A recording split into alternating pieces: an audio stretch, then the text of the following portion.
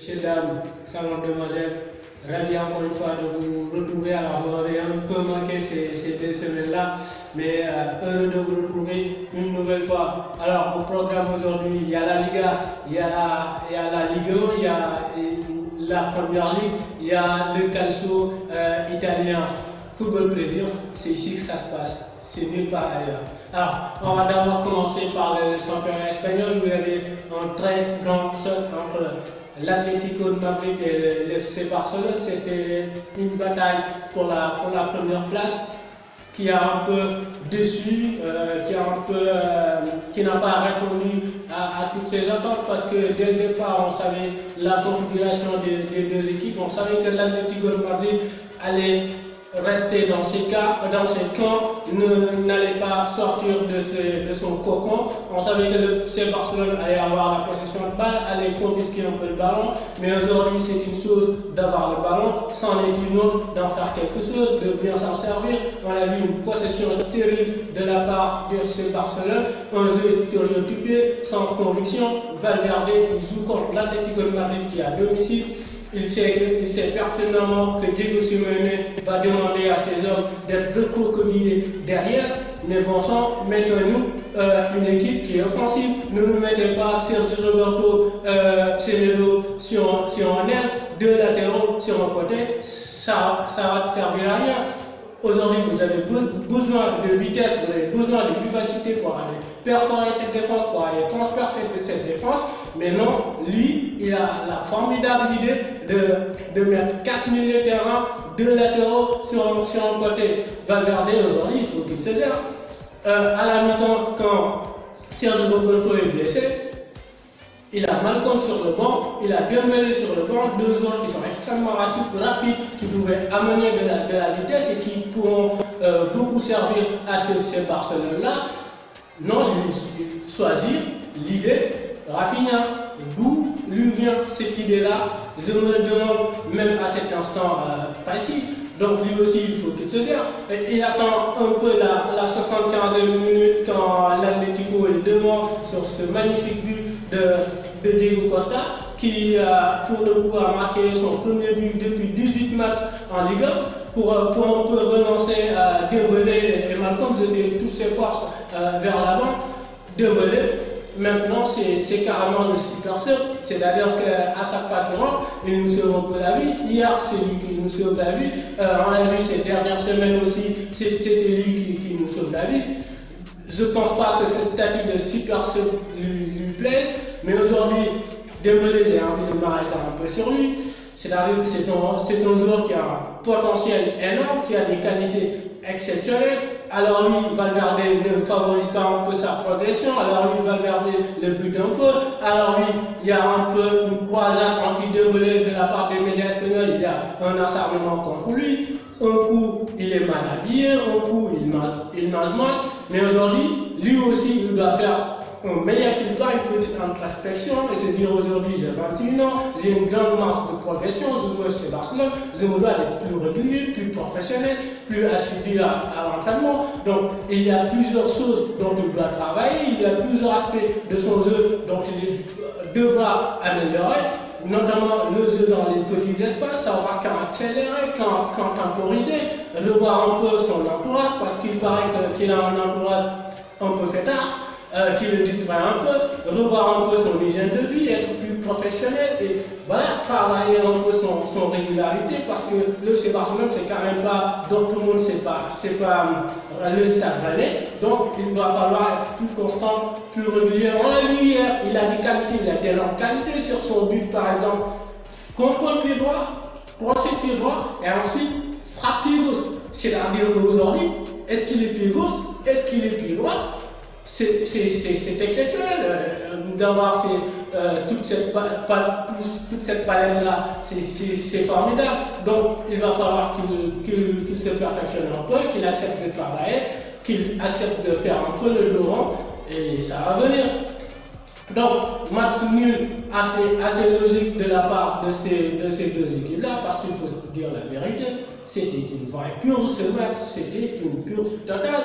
On s'est pas amusé, c'est-à-dire que tu pouvais être sur ton fauteuil, t'endormir et te réveiller, tu n'auras rien raté du match. Maintenant, il y a eu ce match nul qui a été assez logique. Franchement, il va falloir montrer autre chose dans les prochains matchs pour le FC Barcelone. Alors, une équipe qui est retombée dans ses travers, c'est le Real Madrid. Le Real Madrid, depuis l'arrivée de Solari, qui avait créé un peu un électrochoc avec 4 matchs, 4 victoires, on a vu l'effet de Solari a disparu très rapidement sur ce match face à Eibar. On a revu les vieux démons. Le Real, c'est une équipe incompréhensible. On ne comprend rien dans le jeu du Real Madrid. Aujourd'hui, moi, j'ai envie de faire un diagnostic d'ensemble de cette équipe du Real Madrid. Prenez la défense, par exemple, Sergio Ramos, mais il n'y est plus. Sergio Ramos, il est complètement à la ramasse. Vous prenez Varane aujourd'hui, depuis la Coupe du Monde, c'est plus Raphaël Varane, c'est un autre joueur, c'est son sosie ou son fantôme. Sur le côté gauche, vous avez Marcelo qui revenait de blessure, mais c'est le seul aujourd'hui qui tient la baraque. Encore que lui, défensivement, c'est pas terrible. Sur le côté droit, vous avez un jeune Odriozola, mais qui manque carrément de métier. On l'a vu sur ce deuxième but encaissé. Mais si c'est ton défenseur qui a des vis, ce contrôle qu'il fait, il met son corps en opposition et après l'attaquant le percute, il obtient un coup franc. C'est-à-dire qu'aujourd'hui, un défenseur, vous pouvez avoir toutes les qualités du monde, mais il faut avoir des vis, il faut avoir du métier, il faut être malicieux. Le milieu de terrain, les artistes Modric, Kroos, je suis désolé, mais ce milieu de terrain-là ne me fait plus rêver. Ça fait plusieurs matchs que ce milieu de terrain-là est hors du jeu. On ne les retrouve plus. Modric, peut-être qu'il aura son ballon d'or, mais carrément sur l'après-Coupe du Monde, il est transparent, il est inexistant, il manque de motivation, il manque de conviction dans tout ce qu'il fait. Kroos, lui aussi, c'est le seul qui essaie de maintenir son rythme, mais lui aussi est carrément en deçà de son niveau préférentiel, de son niveau d'entente. Vous prenez l'attaque aujourd'hui, vous avez Gareth Bale. Aujourd'hui, je ne cesse de le dire, numériquement, c'est celui qui devait remplacer Cristiano Ronaldo, c'est celui qui devait être le leader charismatique de cette équipe, le leader qui porte en cette équipe, mais aujourd'hui, cette équipe manque carrément un leader qui tire vers le haut. Cette formation, regardez un peu, même les pénaltys, c'est pas Gareth Bale qui les tire, c'est Sergio Ramos qui va quand même les tirer, c'est très grave, on ne le dit pas assez, mais c'est très grave. Benzema, c'est les montagnes russes. Un coup il est bon, un coup il n'est pas bon. Asensio, aujourd'hui, si on n'est pas allé jeter son dévolu sur Eden Hazard, c'était un peu pour favoriser sa progression, pour lui permettre d'avoir plus de temps de jeu et de s'épanouir comme il le souhaitait. Mais aujourd'hui, il le dit carrément, c'est pas à moi de porter l'équipe. Vous vous rendez compte? Il dit que c'est pas à moi de porter l'équipe. Maturité, je vous demande où il est. Franchement, aujourd'hui, donc, il y a tout un tas de choses, tout un tas de problèmes que Solari devra régler. Et il a du temps sur la planche, je peux vous dire. Il a du temps sur la planche. Alors, un autre championnat qui nous a franchement régalé, c'est le championnat anglais. On y va. Tottenham, Chelsea, c'était un peu le choc du week-end. Mais on s'est franchement régalé. Tottenham nous a franchement régalé. Je veux dire, c'est une équipe qui a le monopole du ballon, qui a monopolisé le jeu, qui a dominé son adversaire de bout en bout. On a vu une équipe collectivement fantastique, une cohésion d'équipe exceptionnelle. Individuellement aussi, ils étaient au-dessus du lot. Regardez un peu ce coup franc de Eriksen. Le mec, c'était magnifique ce coup franc. Il utilise la bonne surface du pied, il paramètre le ballon, c'est très bien donné. Dele Alli, il avait qu'à mettre une tête et Kepa, il était battu. On parlait tout de suite d'un joueur qui porte son équipe. Du côté de Tottenham, il y a un joueur qui porte très bien son équipe, c'est Harry Kane. Quand son équipe a besoin de lui dans les gros matchs, il sort des trucs, il sort une grande frappe. Et il bat Kepa, mais magnifiquement. Harry Kane, il a vécu en début de saison assez timoré, assez timide, mais aujourd'hui, je pense que Tottenham aura besoin de lui dans les prochaines séances, notamment pour se qualifier en Ligue des Champions et puis pour aller pourquoi pas aller chercher cette première place en championnat. Alors, un autre joueur qui m'a vraiment épaté, ébloui et qui a ébloui tout le monde, c'est Edmilson. Il a été sensationnel. Franchement, regardez un peu son but. Tous ceux qui n'ont pas vu son but, je vous suggère d'aller taper son but sur YouTube et de le consommer sans modération. C'est un raid solitaire de 40-50 mètres où il dépose tout le monde et après d'une lucidité exceptionnelle, il ajoute Kepa. Edmilson aujourd'hui, c'est un poison pour toutes les défenses. C'est un peu comme Suarez, comme Cavani. Alors, c'est pas dans le registre parce que lui, il est un peu plus fin, il est un peu plus rapide, plus vivace. Mais aujourd'hui, je peux vous assurer que les défenses, ils détestent avoir ce genre de joueur-là. C'est quelqu'un qui ne se repose jamais, il est jamais moulu. C'est quelqu'un qui court tout le temps, qui fait des appels de balles sans cesse. Et ça, pour les défenseurs, je peux vous assurer que il n'aime pas ça, donc lui, il a fait un excellent match. De l'autre côté, Chelsea, méconnaissable comme d'habitude cette saison dans les gros matchs. On l'a vu contre Everton, ils n'y étaient pas. On l'a vu contre Manchester United, ils étaient méconnaissables. Contre Tottenham, ils ont été complètement broyés. Alors, Sarri, il faudra qu'il revoie un peu ses schémas tactiques, ses choix des hommes, parce qu'aujourd'hui, N'Golo Kanté, le maître de l'air, je veux bien qu'il est timide, qu'il est petit, qu'il est le joueur le mieux payé de l'histoire de Chelsea, mais ce n'est pas une raison pour le trimballer partout sur le terrain. N'Golo Kanté, ce n'est pas un relayeur, c'est-à-dire aujourd'hui, dans le travail de récupération, d'aller harceler un peu l'adversaire et de leur cycler le ballon. C'est carrément ce qui se fait le mieux au monde. Mais quand vous voulez lui faire jouer comme Fabregas ou comme Iniesta, c'est peine perdue. Jorginho, aujourd'hui, lui aussi dans les grands matchs, est complètement fondu. Les équipes adverses ont remarqué aujourd'hui que le jeu de Chelsea partait de Jorginho.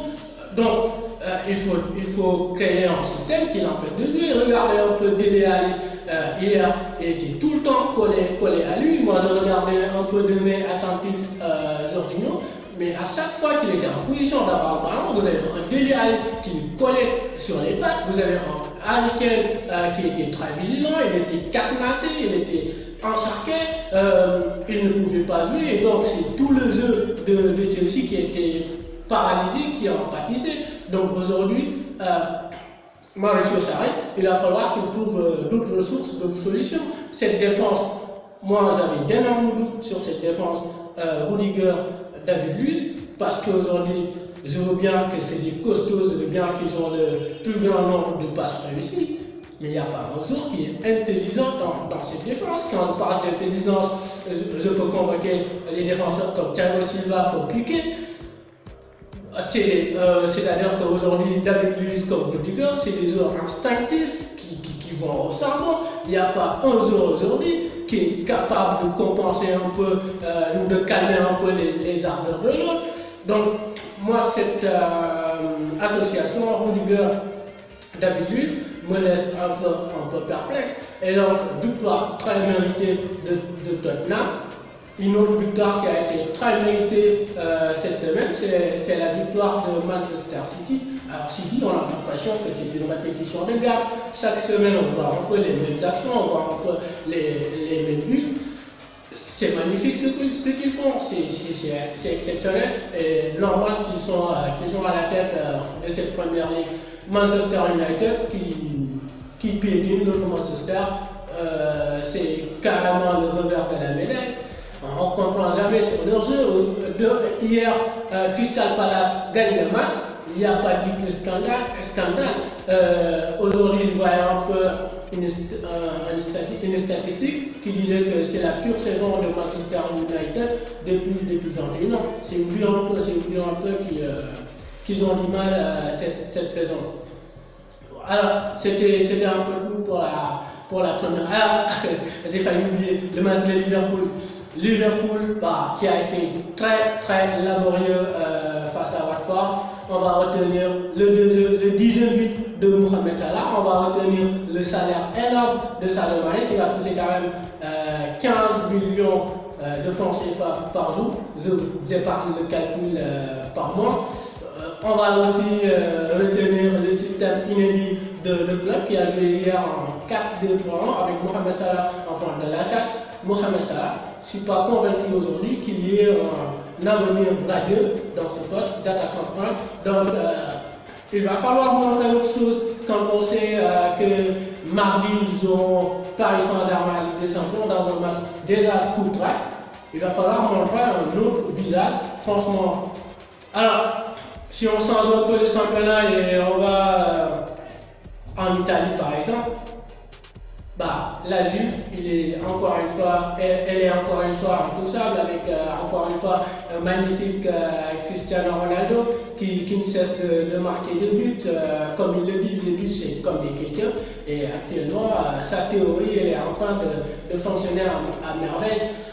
Un autre joueur qui m'a émerveillé ce samedi, c'est Keita Balde qui a été exceptionnel, qui a été décisif. Alors, depuis qu'il est à l'Inter, il est un peu sur le banc parce que quand même, il a un sérieux candidat à son poste. Pierre Dix, pour le déloger quand même, il va falloir se lever tôt. Donc, un jour aujourd'hui, quand on vous donne votre chance, vous le saisissez. Vous le saisissez à merveille et vous lancez un message à votre coach pour lui dire aujourd'hui vous me mettez sur le banc, mais à chaque fois que vous aurez besoin de moi, je serai capable de répondre présent. Et il l'a montré à merveille et ce ne serait pas une surprise qu'il grappille d'autres minutes dans les semaines à venir. Alors, dans le championnat allemand aussi, il y avait quelques surprises, notamment le Bayern de Munich qui a été accroché dans les dernières minutes. Le Bayern aussi qui tente. Le Bayern, on dit, c'est les mêmes problèmes que reviennent chaque semaine. Cette effectif, elle est vieillissante. Il est vieillissant, pardonnez-moi, il est très vieillissant. Vous avez Ribéry qui a 35 ans, vous avez Adrien Rabiot qui était blessé, qui a dû aussi aux abords de 35-36 ans, Müller qui ne met plus un pied devant l'autre. Alors hier, il me fait un peu mentir parce qu'il marque un doublé, mais cet effectif, il va falloir un peu le régénérer, le renouveler, incorporer les jeunes pour que ça puisse repartir de l'avant. Dortmund qui caracole en tête de cette Bundesliga avec notamment Alcacer qui se fait une nouvelle santé à Dortmund. On l'a vu cette semaine, il a signé définitivement à Dortmund. Donc lui aussi, à chaque fois qu'il rentre, il te plante en but, c'est un super sub. Et voilà, c'est un effectif qui est très huilé, une cohésion d'équipe vraiment parfaite. Et chapeau à Lucien Favre, franchement, qui a su insuffler une dynamique d'équipe, une cohésion d'équipe exceptionnelle. Et quand on pense qu'en France, quand même, il n'y a eu aucun club qui lui a fait une offre concrète, il y a de quoi s'inquiéter. En France, justement, le PSG qui jouait un peu sans Mbappé et sans Neymar, ils s'en sont bien sortis, notamment avec un super but de Cavani, un coup du sombrero, et après enchaînement parfait que voir. Là aussi, ce but, si vous ne l'avez pas vu, allez le voir, c'était d'une maîtrise technique exceptionnelle. Alors, le championnat, c'est pas un peu le problème majeur du Paris Saint-Germain parce qu'aujourd'hui, ils peuvent se passer de Mbappé et de Neymar en championnat, ils vont gagner tranquillement. Maintenant, est-ce qu'ils peuvent se passer de Mbappé et de Neymar face à Liverpool? Ça, on verra bien. En tout cas, il va falloir aussi leur niveau de jeu montrer mieux que ce qu'ils ont montré lors des précédents matchs en Ligue des Champions, notamment dans les grosses affiches. Eux aussi, c'est un peu le match de la dernière chance s'ils ne veulent pas finir en Europa League. Donc voilà, c'était un peu tout pour le débrief de ce week-end. On a été heureux de vous retrouver. On se retrouve jeudi pour la Ligue des Champions. D'ici là, continuez à partager, continuez à liker. Et football plaisir, n'oubliez pas, c'est ici que ça se passe, nulle part ailleurs.